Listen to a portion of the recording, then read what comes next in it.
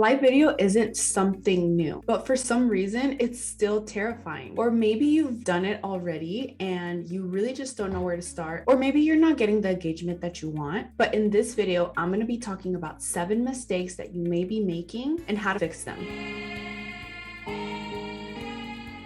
Welcome back. I want to thank you from the bottom of my heart. I seriously have such a full heart that you are continuing to come back, watching the videos, sharing it with others, leaving the comments. That means so much. And it's also helping other people watch and get educated and get started. So once again, thank you so much. If you're new here, make sure to subscribe and hit that bell. I've helped hundreds of women do so and grow their influence even with a small following. So I know that these strategies work and I know the mistakes that get made. So let's just get straight into the mistakes. Number 1, waiting for people to hop on. And I've said this in a previous video on how to go live. Feels like you don't care about the people that are already watching live because they showed up for you on time. So get started right away. Hello, my name is Senya, and today we're going to be talking about how to go live and the 6 mistakes that you may be making. That's way easier than, so we're just going to wait till more people hop on. That just does not feel good. So stop waiting for people to hop on. Remember that there's a replay and you're going to use that as a resource in the future. Number 2 is bad sound. It's just really hard to pay attention if you can't really hear. I'm just going to say it straight up. You can use any type of AirPods that you have, whether it's the older ones, the newer ones. Nowadays, you only need one. If you do not have that, that's not an excuse because most headphones come with the connection type of headphones, and that has a really good mic too. If you want to get crazy, you can also get a little mic that has the bomb, most affordable and extremely high quality for about 20 bucks on Amazon to repurpose it or for a future class, things like that. The sound is so important. Number 3 is bad lighting. Let me give you an example.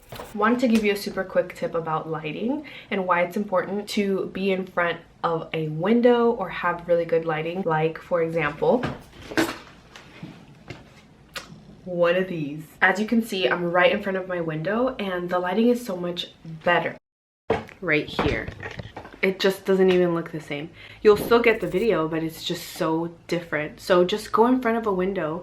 Another thing is make sure that you're aware of your background. So if you take a look here, I have all of my products that I give away to my clients versus, let's go back here. I purposely picked this area because it's clean. You can see, you know, my wall is clean, but I also have it to where you can see. So it is a room. You could see my certificates. You could see that it is an office, but it's not messy, this, and dark. So look around at a little corner that you have in your home. I'm gonna give you another example. Little couch. So look how cute this is. I got this from Tezza. You can get all of these different colors. This is obviously my couch and it's a super cute area that I can make a cute video if I want to, alive, and it's like, it's not that big. You can do this too. So those are my 2 super quick tips regarding lighting. So find a corner in your home, in your workspace, office, if you're gonna start doing videos and reels, especially if they're educational, and you can start branding yourself. So go on Amazon and type in ring lights, or however, you can put cheap ring lights and that will give you the best options. You don't have to break the bank, girlfriend. Worst case scenario, you cannot buy one. Get in front of a window. Number 4 is filler words. What does that mean? Things like those are filler words. And this comes with preparation. So if you're not prepared, your brain is trying to fill in that gap while you're trying to figure out what word to use. Watch the how to go live video so you can really prepare how to go live like a pro. But the way you're going to fix this is preparing for your live. A list, a tutorial.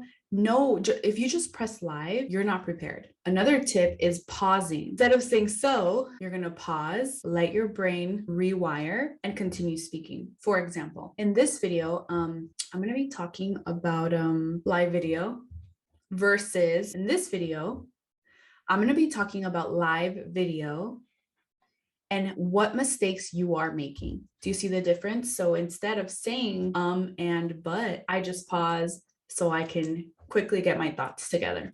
The next mistake that you are making is not saving your live video as a resource. You need to save it.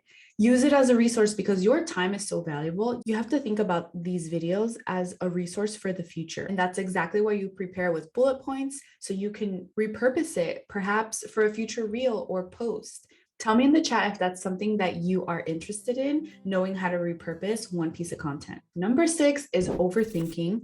If talking to the camera is weird, that's when the practice comes in. If it feels like it's scary and, oh my God, people are going to talk, they're going to make fun of me, I want you to list 3 reasons why you want to grow your influence. And if you're scared, remember that confidence comes from action. The only way you're going to be able to do this is practicing, continuously practicing. And I have a quick tip for you. You're going to go live, practice, and nobody's going to see. Let me tell you, open your phone, press that light button, and you're going to click on audience. Once you click there, a little screen is going to show up where it says either public or practice. You're going to click on that practice button. And once you press go live and it says checking connection, you're going to be going live and it's practicing. No one's looking at you. You can make sure on the top corner, it's going to say practice. And once you're done, you're done. The cool thing about this is that you get to practice how to go live. You get to practice what's the feeling like, what are the buttons,